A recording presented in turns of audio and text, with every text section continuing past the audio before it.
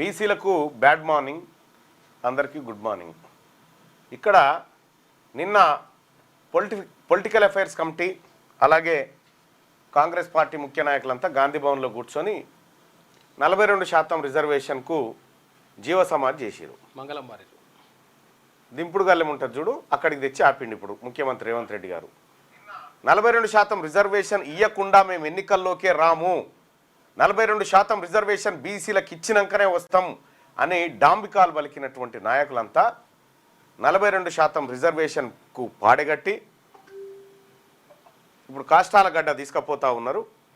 మధ్యలో దింపుడు గల్లెం కాడ దింపి పొన్నం ప్రభాకర్ను ఆ తర్వాత మహేష్ కుమార్ గౌడ్ను వీళ్ళందరినీ ఏడ్చినట్టు యాక్టింగ్ చేయమంటే వాళ్ళు యాక్టింగ్ స్టార్ట్ చేసిరు. ఆల్రెడీ కూ అని పిలుస్తూ ఉన్నారు. లేవు 42% లేవు అని అంటూ ఉన్నారు. అయిపోయింది దాని పని. నేను మొదటి నుంచి చెప్తానే ఉన్నా జరిగేది ఇదే ఇదే ఇదే ఇదే ఇదే ఇదే అని. జానారెడ్డి ఎప్పుడైతే ఎంటర్ అయిండో, జానారెడ్డి ఎప్పుడైతే ఈ డిస్కషన్లోకి ఎంటర్ అయిండో అప్పుడే దానికి జీవ సమాధి కార్యక్రమాన్ని ప్రారంభించారనేది నేను కుండ బద్దలు కొట్టినట్టు 6 నెలల కింద చెప్పిన. ఈ రెడ్లు మనకు రిజర్వేషన్ ఇవ్వరు, వీళ్ళు ఇవ్వడానికి ఎట్టి పరిస్థితిలో సిద్ధంగా లేరు. ఏందంట ఇప్పుడు 42% రిజర్వేషన్ కోసం సుప్రీంకోర్టులో ఆల్రెడీ ఉన్న కేసులలో ఇన్వాల్వ్ అయ్యి కొట్లాడతాం. ఇప్పుడు కొత్తగా వేస్తే 42% రిజర్వేషన్ విషయం కొత్తగా వేస్తే బెంచ్ మీదకి రావడానికి లేట్ అవుతుందని వీళ్ళ చర్చనట. సిగ్గుండాలేమన్నా చెప్పడానికి. ఒక అర్జెన్సీ మ్యాటరు. ఇక్కడ హైకోర్టు సెప్టెంబర్ 30లోగా ఎన్నికలు నిర్వహించాలని చెప్పి హైకోర్టు చెప్పినప్పుడు పరిస్థితుల్లో సుప్రీంకోర్టు ముందుకు దాన్ని తీసుకుపోయి ఇక్కడ మాకు అర్జెన్సీ ఉందని అడిగితే ఒక్కటే రోజులో బెంచ్ మీదకి వస్తుంది. అటువంటిది చేయకుండా ఈ రిజర్వేషన్లను బీసీలకు ఇయ్యొద్దు, బీసీలు అనేటువంటి వాళ్ళు ఎట్టి పరిస్థితుల్లో రిజర్వేషన్ పరంగా ఎన్నికల్లో పాల్గొనొద్దు, వాళ్ళు పైకి రావద్దు అనేటువంటి కుట్ర కుతంత్రాలతోటి దొంగ ముచ్చట్లు చెప్తా ఉంది రాష్ట్ర ప్రభుత్వం. కాంగ్రెస్ పార్టీ ప్రభుత్వం బీసీలకు దోకా చేసింది. నేను అడుగుతా ఉన్నా, రాహుల్ గాంధీ గారు బీహార్లో తిరుగుతూ ఉన్నారు కదా ఓట్ చోర్ అని. ఈడ రిజర్వేషన్ చోర్ చేసింది నీ ప్రభుత్వం. బీసీల తలలోంచి అన్నం బయట పారేసింది నీ ప్రభుత్వం. ఇక్కడ మంత్రులు, బీసీ మంత్రులకు నేను అడుగుతా ఉన్నా, ఏమాత్రం అనిపిస్తలేదా మీకు? శ్రీహరి గారు, పొన్నం ప్రభాకర్ అంటే మొత్తం వాళ్ళ కలిసిపోయిండు. ఏమనిపిస్తలేదా? కొండా సురేఖ గారు మీకు కూడా బీసీలకు 42% రిజర్వేషన్ సాధించలేనటువంటి మంత్రులు మీరు ఉండేందుకు లేకెందుకు రాజీనామా చేసి బీసీ ప్రజల దగ్గర రండి. బీసీ ఎమ్మెల్యేలు, బీసీ ఎమ్మెల్సీలు, బీసీ ఎంపీలు, బీసీ నాయకులు అందరూ ఉన్నారు కదా. ఏందంట ఇప్పుడు అక్కడ ఆల్రెడీ ఎగ్జిస్టింగ్ కేసులలోకి పోతారట. ఎగ్జిస్టింగ్ కేసులు ఎప్పుడు లిస్ట్ అయింటే అప్పుడు మాట్లాడాలి వీళ్ళు, కొత్త కేసు కాదు. రెండోది సుప్రీంకోర్టే చెప్తుంది కదా, ఆగవే హైకోర్టు సెప్టెంబర్ 30 అంటున్నావు, ఈడ వేరే వ్యవహారం ఉంది, మేము పరిశీలించేదాకా దాన్ని ఆపుతుంది కదా. ఆ ప్రయత్నం చేయకుండా బీసీలను నయవంచనకు గురి చేయడానికి ముఖ్యమంత్రి కంకణం కట్టుకొని బీసీల ద్రోహిగా సంపూర్ణ ముద్ర వేసుకొని తిరుగుతూ ఉన్నాడు. 100% ముఖ్యమంత్రి బీసీల ద్రోహిగానే మారిపోయిండు. మీదికేదో యాక్టింగ్, మీదికేదో బీసీలకు నిన్న ఆ సమావేశంలో అందరు ఎన్నికలు పెట్టాలంటుంటే లే బీసీలకు న్యాయం జరగాలని ఈయననే అంటున్నట్టుగా వార్తలు. వాహ్, ఏం యాక్టింగ్, ఏం డ్రామా ఇది. నేను మొత్తుకుంటూనే ఉన్నా, ఆపుర్రా పాలాభిషేకాలు, ఆపుర్రా పూలదండలు, బుకేలు తీసుకొని ఉరితిరి, ఆపుర్రా నాయన ఆపుర్రా అని మొత్తుకున్నా. ఇన్నరా? బుక్కగులాలు చల్లుకొని గజం గజం ఎగిరి దుంకి ఒక్కరన్న చేతిలో ఉన్నారా? ఏమైంది అలా? గాంధీ భవన్ ముంగడ పటాకులు కాలిస్తిరి, సచివాలయం కాడ సీట్లు వంచుకొని తింటిరి, డిసిసి ఆఫీసుల కాడ దండోర లేపిస్తిరి. అయిపోయింది. బీసీల మహనీయుడు రేవంత్ రెడ్డి అని ఆఖరికి మహేష్ కుమార్ గౌడ్ అననే అనే, ఈయన రేవంత్ రెడ్డి కాదు రేవంత్ గౌడ్ అని చెప్పే. ఈ రకంగా బీసీలను నయవంచనకు గురి చేసిన కాంగ్రెస్ పార్టీని ఏం చేయాలి? బీసీలు ఒక్కసారి ఆలోచించాలి. వీళ్ళ జీవితంలో ఏ ఒక్కరోజు కూడా కాంగ్రెస్ పార్టీ బీసీలకు రిజర్వేషన్ ఇచ్చిన చరిత్ర లేదు. ఆ రోజు ఈడబ్ల్యూఎస్ కోటాకు అనుకూలంగా ఓటేసిన చరిత్ర వీళ్ళది. కాబట్టి బీసీ ప్రజలారా, మరి ఏంది మల్లన్న, ఏం జరుగుతూ ఉంది, ఎట్లా చేద్దాము? మీరేం అధైర్యపడాల్సిన పని లేదు. తీన్మార్ మల్లన్న ఉన్నాడు తెలంగాణ రాష్ట్రంలో, బీసీ మేధావి వర్గం ఉంది, బీసీ జేఏసీ ఉంది, బీసీ ఇంటలెక్చువల్స్ ఉన్నారు, అందరం కూడా ఉన్నాం. వీళ్ళు ఈటితో కొడితే మనం పత్తర్తో ఎట్లా కొట్టానో నేర్పిస్తాం ప్రజలకి.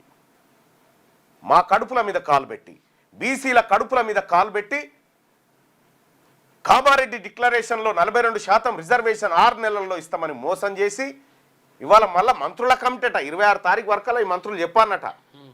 ఉత్తమ్ కుమార్ రెడ్డి గారు, భట్టి గారు, పొన్నం గారు, సీతక్క గారు, శ్రీధర్ బాబు గారు వీళ్ళందరూ కూర్చొని బీసీల రిజర్వేషన్ మీద ఫైనల్ రిపోర్ట్ అన్నట్టుగా ఏం లేదు, డెత్ సర్టిఫికేట్ తయారు చేయమని చెప్పిండు వాళ్ళకు. అంతే, ఈ మంత్రుల కమిటీకి బీసీ రిజర్వేషన్ డెత్ సర్టిఫికేట్ తయారు చేయండి నాయన అని చెప్పి అప్పచెప్పిండు నిన్న రేవంత్ రెడ్డి. ఇంత ద్రోహం, ఇంత నయవంచన ఎక్కడ ఉండదు. ఇవాళ సెప్టెంబర్ 30 తారీఖు కల్లా ఎన్నికలు నిర్వహించాలని చెప్తున్నాం. మళ్ళీ కోర్టుకు పోయి నాకు ఇంకా సమయం కావాలంటే ఏదా, ఇప్పుడున్న పరిస్థితులను వివరిస్తే ఇస్తుంది. కానీ వీళ్ళ ఇంటెన్షన్ పుట్టుక్కున్న వీళ్ళకి 42% రాగల్లా. ఈ యాక్టింగ్ అంతా, ఈ ధర్నాలు, డ్రామాలు. నేను అడుగుతా ఉన్నా రాహుల్ గాంధీ, ఆప్ కह रहे हैं बिहार में वोट चोर के बारे में, इधर अपना सरकार रिजर्वेशन चोरी किया, रिजर्वेशन चोरी किया। आपने जो वायदा किया हमारा बीसी परिवार लोगों को 42% रिजर्वेशन, वो खत्म कर दिया अपना चीफ मिनिस्टर। इसके में वोट चोर के बारे में आप बार बार कहते ना, अभी बात करो, तेलंगाना मॉडल बात करो। राहुल गांधी जी, वोट चोर वर्सेस रिजर्वेशन चोर। रिजर्वेशन चोर है, कांग्रेस पार्टी ने रिजर्वेशन चोरी किया, हमारा रिजर्वेशन, हमारा हिस्सा।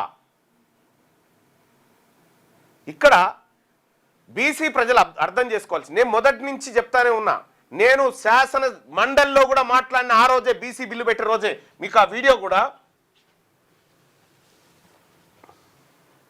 ఒక్కసారి చూడండి. తీన్మార్ మల్లన్న వట్టిగా మాట్లాడలే నేను. మీడియాలో వాళ్ళే, ఎడ్యుకేషన్ డిపార్ట్మెంట్ వాళ్ళే, పాలిటిక్స్ వాళ్ళే, సినిమా వాళ్ళే, ఐపీఎల్ వాళ్ళే, కాంట్రాక్టర్లు వాళ్ళే, ఫార్మా ఇండస్ట్రీ వాళ్ళదే, భారీ పరిశ్రమలు వాళ్ళవే, రియల్ ఎస్టేట్ వాళ్ళవే. మేము ఏడున్నాం సార్. ఇంకా మా బీసీలకు కంట్రోల్ బియ్యం, Indira mill, 2000 pension, Aarogyasri card sustain అవుతుంది. ఈ రాజ్యాంగం మాకు చెప్తా ఉంది, మిమ్మల్ని పైకి తీసుకొస్తామని చెప్తా ఉన్నది. ఈ బిల్లు ద్వారా పోయి 42% రిజర్వేషన్ వస్తుందా అధ్యక్ష? గుండె మీద చేసుకొని చెప్పమని ఇక్కడ ఉన్న వాళ్ళని. ఇది సాధ్యమయ్యేదేనా? ఎంతవరకు సాధ్యం అని చెప్పడం ఒకసారి ఆలోచన చేయండి అధ్యక్ష. ఇది ప్రజలను మభ్యపెట్టడానికి కాకపోతే దేనికోసం అధ్యక్ష? ఇది రాజకీయాల కోసం కాదా? అందుకే ఈ వేదిక నేను చెప్తా ఉన్నా అధ్యక్ష, ఈ వాటాల ద్వారానో, ఈ కోటాల ద్వారానో కాదు అధ్యక్ష, ఈ తెలంగాణ రాష్ట్రంలో, ఈ దేశంలో బీసీలు అధికారంలోకి వచ్చినప్పుడే వాళ్ళ బతుకులు మారుతాయని తమ ద్వారా తెలియజేసుకుంటూ, నేను చెప్పిన దాంట్లో అక్షరం కూడా అబద్ధం లేదు, అక్షరం కూడా. వీళ్ళు దొంగ నాటకం ఆడుతున్నారు. ఈ బిల్లుల ద్వారా, ఆర్డినెన్స్ల ద్వారా దొంగ నాటకం ఆడుతూ ఉన్నారు. స్వతంత్ర కమిటీ పేరుతో మోసం చేస్తూ ఉన్నారు, డెడికేషన్ కమిటీ అని మోసం చేస్తూ ఉన్నారు, ధర్నాల పేరుతో మోసం చేస్తూ ఉన్నారని పదే పదే పదే పదే చెప్తూ వస్తూ ఉన్నాయి బీసీ సమాజానికి. ఇవాళ బీసీ సమాజం కూడా అర్థం చేసుకుంది, ఎస్ మల్లన్న చెప్పేది కరెక్ట్, మల్లన్న 100% కరెక్ట్ చెప్తుండ అనేటువంటి కంక్లూజన్కి ఇవాళ బీసీలు వచ్చారు. బీసీ ప్రజలారా, వీళ్ళు డెత్ సర్టిఫికేట్ తయారు చేస్తున్నారు 42% రిజర్వేషన్కి. నన్ను ఏం చేయమంటారో చెప్పండి, మీరే డిసైడ్ చేయండి. మీరు చెప్పండి ఏం చేయమంటారు.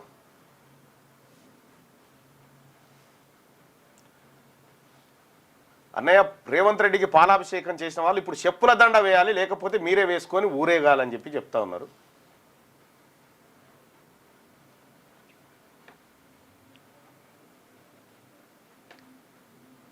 అన్న, గ్రౌండ్లో ప్రజలు రెడీగా ఉన్నారు మన పార్టీ కోసం అని చెప్పి చెప్తా ఉన్నారు. ఓకే,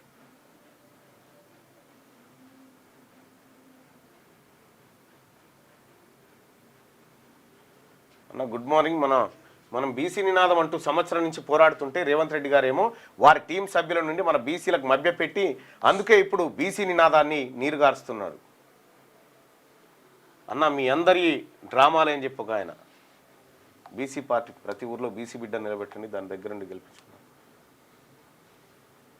ఎస్ చరణ, నువ్వు కాంగ్రెస్ పార్టీకి డెత్ సర్టిఫికేట్ ఇవ్వంటున్నావు. 100% ఇస్తా. కాంగ్రెస్ పార్టీని, నా బీసీల కుత్క పైన కాలు పెట్టి తొక్కి చంపినటువంటి కాంగ్రెస్ పార్టీని నామరూపాలు లేకుండా ఈ ఈ ఈ తెలంగాణ గడ్డ మీద చేసి చూపెడతాం. బీసీల సత్తా ఏందో చూపిస్తాం. మీకు పుట్టగతులు, రాజకీయ పుట్టగతులు లేకుండా చేసేటువంటి పరిస్థితి ఖచ్చితంగా తీసుకొస్తాం. ఎక్కడ ఇప్పటికీ నా జాతుల్లో 89-90 కులాలకు ఇప్పటిదాకా అసెంబ్లీ ఆడుందో తెలియదు. ఎన్నో పేద కులాలు కనీసం సర్పంచ్ కూడా పోటీ చేయలేనటువంటి పరిస్థితిలో ఉంటే వాళ్ళని మభ్యపెట్టి, వాళ్ళని మోసం చేసి, వాళ్ళ ద్వారా ఓట్లు దొబ్బుకొని మిస్టర్ రాహుల్ గాంధీ నీ ఒపీనియన్ ఏందో చెప్పు దీని మీద. రాహుల్ గాంధీ మాట్లాడాలి. ఇప్పుడు రాహుల్ గాంధీ గారు మాట్లాడాలి. దేశం మొత్తం గురించి మాట్లాడుతున్నాం. ఈ దేశం మొత్తం గురించి మాట్లాడుతున్నాం. తెలంగాణ ప్రాంతంలో ఉన్నటువంటి బీసీల హక్కులను కాంగ్రెస్ పార్టీ సజీవ సమాధి చేసింది. దీని గురించి నువ్వు మాట్లాడు. 42% రిజర్వేషన్ ఇవ్వకుండా నీ పార్టీలో ఉన్నటువంటి అగ్రవర్ణ సీఎం, అగ్రవర్ణ నాయకులందరూ కూడా మా బీసీల కడుపు పైన కాలు పెట్టిర్రు. ఇది 100% అన్యాయం. కాంగ్రెస్ పార్టీ పైన బీసీ ప్రజల యుద్ధం మోగిస్తాం. ఇక ఈ పాలాభిషేకాలు, ఈ ప్రశంసలు, ఈ పూల గుత్తులు పట్టుకొని పోయినటువంటి బీసీ నాయకులకు కూడా రిక్వెస్ట్ చేస్తా ఉన్నా. అన్నా దండం పెడుతున్నా, మళ్ళా బతుకం మళ్ళా జన్మ లేదు, గుర్తుపెట్టుకోరి. ఏమన్నా చేస్తే ఈ బీసీ ప్రజల కోసం ఇప్పుడే చేద్దాం. బీసీ ప్రజల కోసం రండి. నేను 1000 మెట్లు దిగైనా మీ కాళ్ళ దగ్గరకు వచ్చైనా సరే మిమ్మల్ని బతిలాడడానికి సిద్ధంగా ఉన్నా. మీరు పొరపాటున అమ్ముడు పోకండి, అగ్రవర్ణాల చేతుల్లో కీలుబొమ్మలు కాకండి. రండి. మన ప్రజలు మన కోసం వెయిట్ చేస్తున్నారు. మన ప్రజలు మన కోసం ఆలోచిస్తూ ఉన్నారు.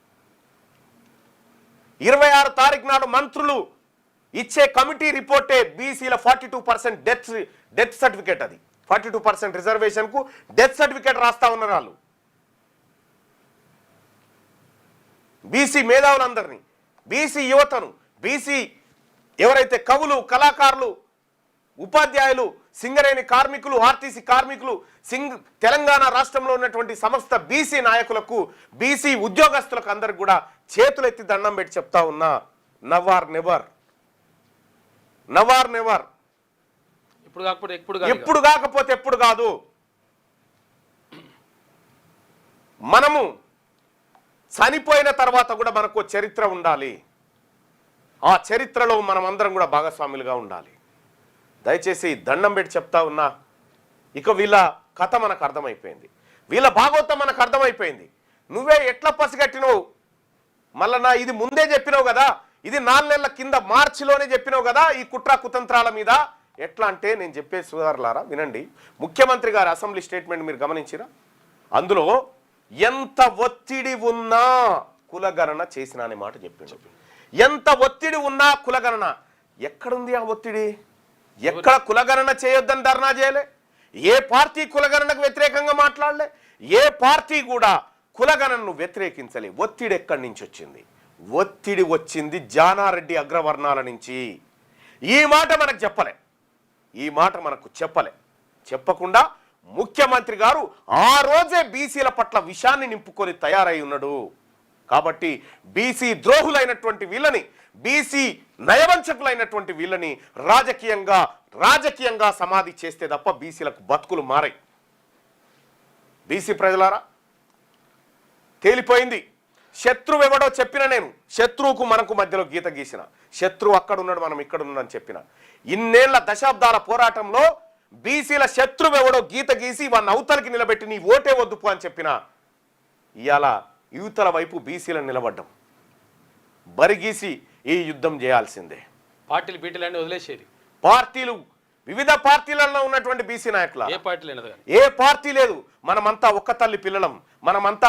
మనల్ని భారత రాజ్యాంగమే తరగతుల వాళ్ళు, ఒకే తరగతి వాళ్ళని చెప్పింది. కాబట్టి బీసీలంతా ఒక్కటే.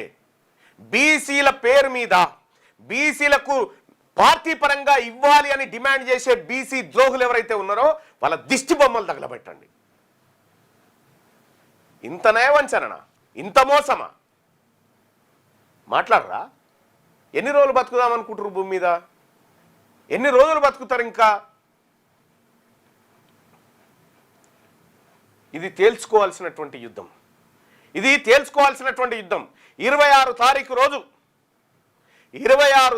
రోజు మంత్రుల కమిటీ ఇచ్చే రిపోర్ట్ తర్వాత నేను ఇంకా స్పష్టంగా మాట్లాడతా.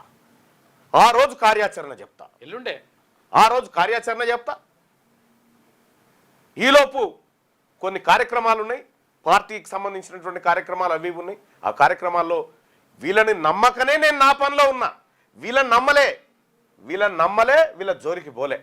అందుకోసమే ప్రజలారా, ఖచ్చితంగా బీసీల పార్టీ వస్తుంది. ఎన్ని కుట్రలు కుతంత్రాలు చేసి బీసీలను అనగదొక్కాలని చూసిన వీళ్ళెవరైతే ఉన్నారో వీళ్లకు ఆ గతి తీసుకొస్తాడు. ఎంతో మంది ఎంబీసీ కులాలు, ఎంబీసీ ప్రజలు, ముస్లిం మైనారిటీలు, పేద వర్గాల ప్రజల కన్నీళ్లు గారుస్తుంటే ఆ కన్నీళ్లతోని వీళ్ళు డ్రామాలు ఆడుతున్నారు. ఎస్, ముఖ్యమంత్రి గారు, నేను చెప్తా ఉన్నా, మీరు మాకు దోకా చేసిరు కదా, కావాలనే దోకా చేసినావు. నువ్వు కావాలనే దోకా చేసినావు. దీని వెనకాల ఎవడెవడున్నాడో వారి లిస్టు తయారు చేస్తాం, ప్రజాక్షేత్రంలో వేస్తాం, మీకు పుట్టగతులు చేయకుండా చేస్తాం, ఎక్కడ కూడా తట్టెడ మట్టి మీకు పుట్టకుండా చేస్తాం. మమ్మల్ని అన్యాయం చేస్తారా? అమాయకులైన బీసీ ప్రజలు నోరు లేదు, అడగలేరు. ఇలా ఆ ప్రజల నుంచే నేను అడుగుతా ఉన్నా, ఆ ప్రజల మనిషిగా నేను మాట్లాడుతూ ఉన్నా. ఇలా మీరు పెట్టేటువంటి నయానో భయానో బేరసారాలకు ఒక్కరిద్దరు లొంగుతుండొచ్చు, కానీ ఈ సమాజం ఆత్మగౌరవంతో బతకాలని కోరుకుంటున్న వాళ్ళు మెజారిటీ మేధావులు బీసీలు ఇవాళ తయారైతా ఉన్నారు. ఎంత కుట్ర, ఎంత నయవంచన!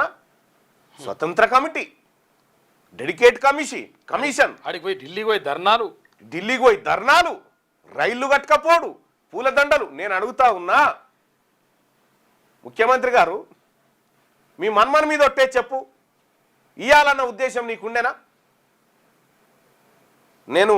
నేను ఒట్టే చెప్తా ఉన్నా, నా పిల్లల మీద నీకు ఇయ్యాలన్న ఇంటెన్షన్ లేదు.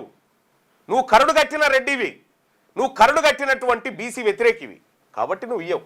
నాకు అర్థమైపోయింది. ఇంత మోసం నేను ఎక్కడ చూడలే. Can you as a citizen not file A case in supreme court అని అడుగుతా ఉన్నాడు. ఇది ప్రభుత్వం చేయాల్సిన పని. 42% ఇస్తాన్నది కాంగ్రెస్ పార్టీ, ఇక్కడ బీజేపీ పార్టీయో. నీవు 42% రిజర్వేషన్ తీసుకొచ్చినప్పుడు ఇక్కడ ఏ పార్టీ అయితే ఈ కాంగ్రెస్ పార్టీకి వ్యతిరేకంగా మాట్లాడుతూ అప్పుడు మేము చూసుకుంటాం. భారతీయ జనతా పార్టీ మాట్లాడుతుందా, బీఆర్ఎస్ మాట్లాడుతుందా, ఇంకెవరు మాట్లాడుతారో మేము చూసుకుంటాం. నువ్వు ఆ ప్రయత్నమే చేయలే. ఇలా బీసీల ద్రోహిగా ఏ ముఖం పెట్టుకొని కాంగ్రెస్ పార్టీ కోటేయమని తిరుగుతావు? రేపు పొద్దున గ్రామాల పొంటి ఏ ముఖం పెట్టుకొని వస్తావు? మా ఉద్యోగాల మీద, మా విద్య మీద, మా స్థానిక సంస్థల రిజర్వేషన్ను నువ్వు జీవసమాజ్ చేసి, అయ్యా మిమ్మల్ని మీ ఆశయాలను బొందబెట్టినని నేను నా ముఖం చూసి ఓటేయమని చెప్తావా? ముఖం ఉన్నదా ఇవాళ ప్రజల్లోకి రావడానికి? ఎక్కడ ఏడబెడదామో చెప్పండి. మీ మంత్రుల బృందం అంతా ఉంది కదా, ఈ మంత్రుల బృందాన్ని సెక్రటేరియట్ కాడ ముంగట పీటలు వేసి కూర్చోబెట్టు. నేను ఒక్కనే వస్తా, ఈ ప్రజల తరఫున నేను మాట్లాడతా, మీరు సమాధానం చెప్పండి. మోసం, ఇంత దగ ఎక్కడ కూడా చూడలేదు ప్రజలారా, బీసీ ప్రజలారా. మన బీసీలనే కులం కుంపటి వ్యక్తి మనం విడదీస్తారు, మళ్ళీ అగ్రకులాలే గొప్ప అని చేసే విధంగా చేస్తారు. అందుకే మన బీసీ వర్గాలు అందరూ చాలా జాగ్రత్తగా ఉండాలి భయ్య, చాలా జాగ్రత్తగా ఉండాలి. అందుకోసమే వాళ్ళని ఎప్పుడు కూడా నేనైతే నమ్మను. నేను ముఖ్యమంత్రి రేవంత్ రెడ్డి గారు నేను నమ్మను, ఆయన నన్ను నమ్మడు. నేను పక్కా బీసీల పక్షపాతినే. బీసీ ప్రజలారా, ఇక ఇది వీళ్ళ కథ తేలిపోయింది. 26 తారీఖు నాడు మన డెత్ సర్టిఫికేట్ మనం తెచ్చుకోవాలి. 26 తారీఖు నాడు ఉంది, ఎల్లుండి 26 తారీఖు నాడు బీసీల రిజర్వేషన్ డెత్ సర్టిఫికేట్ రాబోతా ఉంది. దాని గురించి మాట్లాడుకుందాం, దాని గురించి చెప్తా ఏం జరుగుతూ ఉందనేది. ఇంత నయవంచన.